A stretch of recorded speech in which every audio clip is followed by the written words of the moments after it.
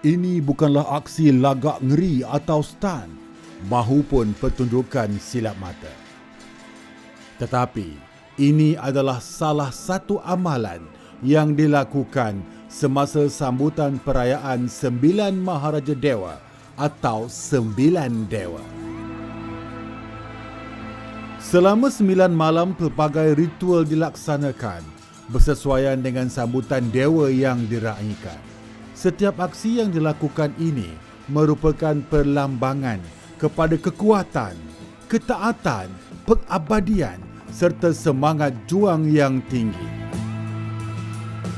Perayaan Tauzimi merupakan perayaan purba, bermula dengan penyucian diri, berpuasa selama 9 hari dan hanya dibenarkan memakan sayur-sayuran. Kumpulan yang melakukan ritual ngeri ini dipanggil Tengki.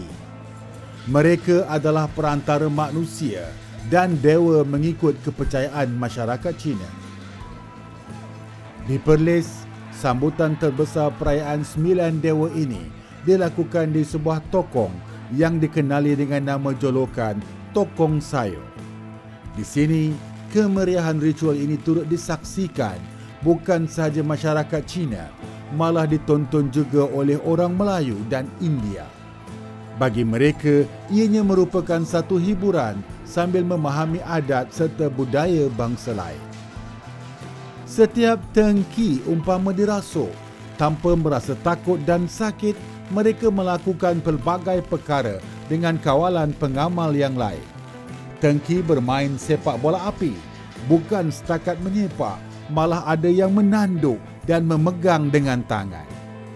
Melibas-libas mercun di seluruh badan, sama ada secara solo mahupun berpasangan, seolah-olah berirama, memukau mata setiap yang menonton.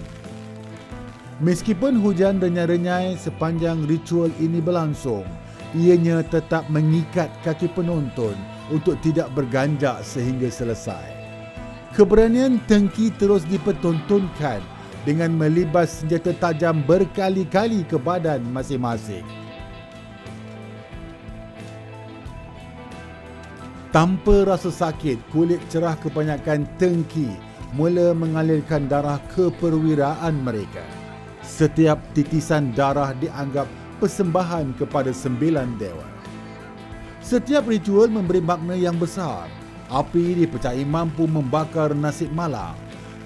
Bunyi letupan mercun yang memekakkan telinga dipercayai akan menghalau segala roh jahat, membersihkan laluan untuk kemakmuran.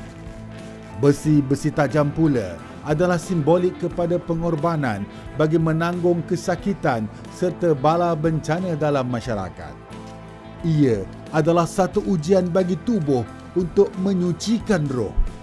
Persembahan satu malam yang menggerunkan demi menjamin setahun keamanan.